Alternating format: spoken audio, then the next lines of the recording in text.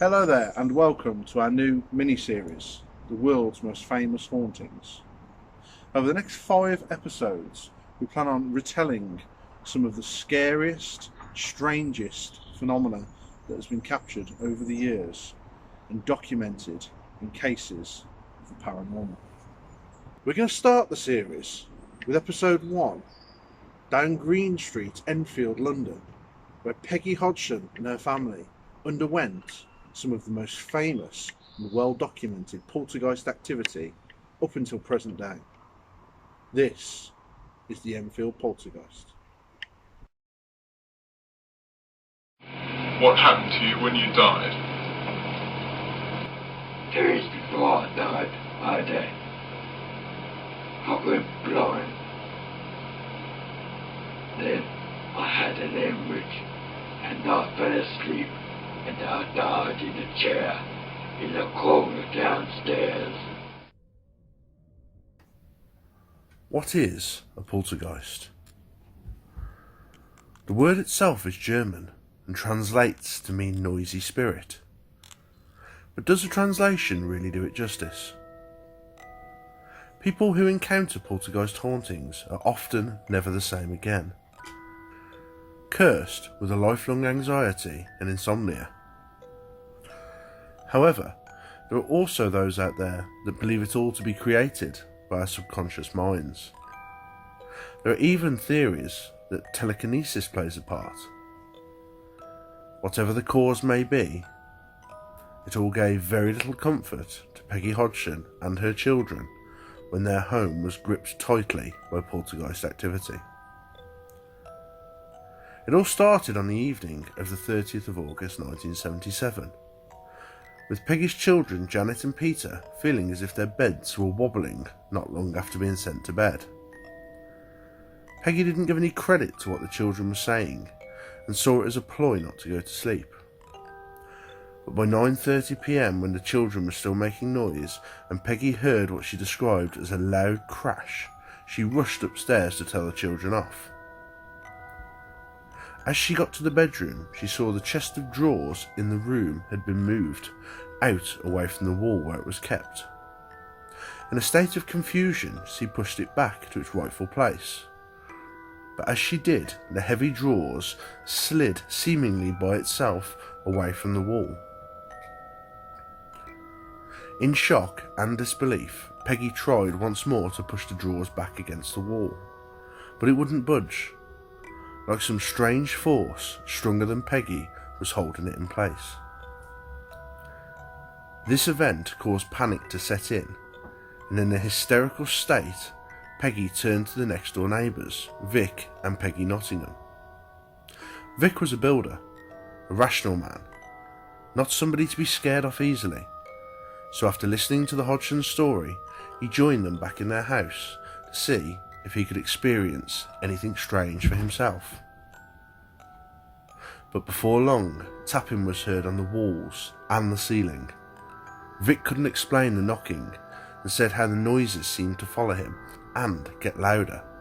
Not knowing what to do for the best, Vic Nottingham rang the police on the Hodgsons' behalf. The police visited the Hodgsons' home.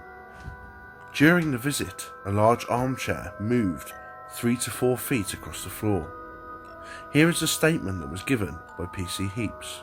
It came off the floor, or nearly a ½ inch I should say, and I saw it slide off to the right, about 3.5 to 4 feet before it came to rest.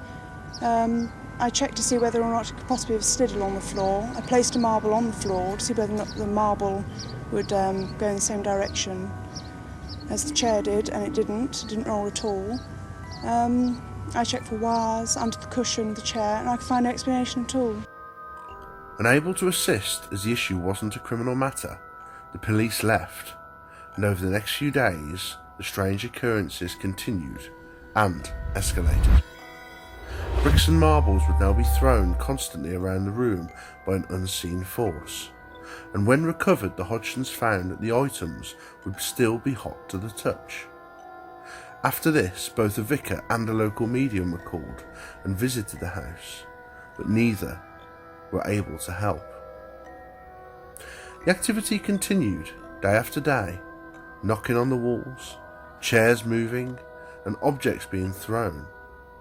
And by the 4th of September, Peggy Hodgson, desperate for help and nearing a breakdown, contacted the press. It took a lot of convincing at first, but eventually the Daily Mail sent out a news reporter called Doug Bence and a photographer by the name of Graham Morris. After spending some time with the family and noting how distressed they seemed, they didn't witness any paranormal activity until they were about to leave, when small items started to levitate off the floor, sides and shelves and started flying around the room. Doug Bence recalls seeing a Lego brick shooting through the air and hitting Graham straight across the head, whilst at the same time a young Janet Hodgson was screaming at the top of her voice in a fit of panic. With the media now witnessing what was taking place, and with their backing, the Society of Psychical Research was contacted, who assigned the case to one of its members, an inventor called Maurice Grosse. Maurice came to the Hodgsons' home equipped with state-of-the-art video and audio recording equipment and jumped straight to work by interviewing everyone involved in the case. It did not take long into his investigation for Maurice to fall witness to the activity. Motion cameras were set up in the girl's bedroom, and strange photos appeared to show Janet being thrown out of bed. Also, one night, after hearing noises coming from upstairs and running up to investigate, Janet was found asleep on top of a chest of drawers. However, unlike the Hodgsons and the Nottinghams, Maurice didn't fear what was happening around him. Instead, he decided to try and communicate with the poltergeist, in an attempt to understand what was happening further. The first wave of communication came with loud knocking. Following this form of communication, Maurice Grosse and the Hodgsons frequently heard barking inside the house. They didn't have a dog, and after eventually realising that the noise was definitely coming from inside the house, with this in mind, Maurice challenged the poltergeist to talk rather than bark.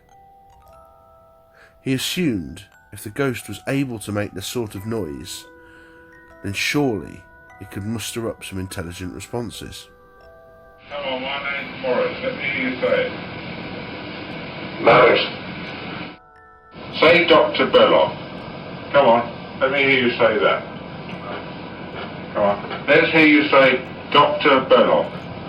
Could you close that door down? Now, if you squeak the bed, I can't hear you talking. Now, say Dr. Belloc. Come on. Come on, say it for me, Dr. Belloc. Dr. Belloc.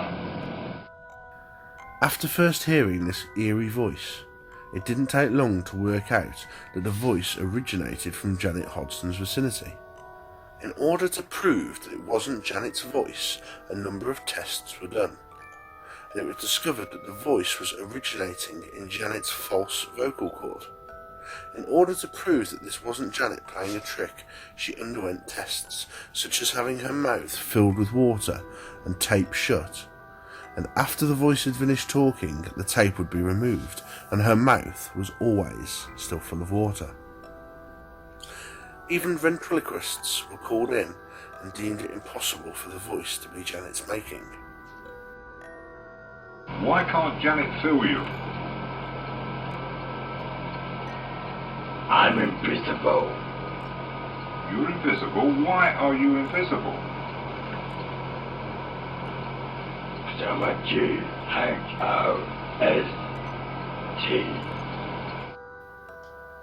During this time, further credibility come from an unlikely source. The son of a former occupant of the house, after reading the news, contacted Maurice Grosse. He confirmed that the voice was that of his late father's, Bill, who had gone blind and passed away in the chair after suffering a hemorrhage. I want you to tell me whether you remember what happened to you when you died. Just before you died and just after you died.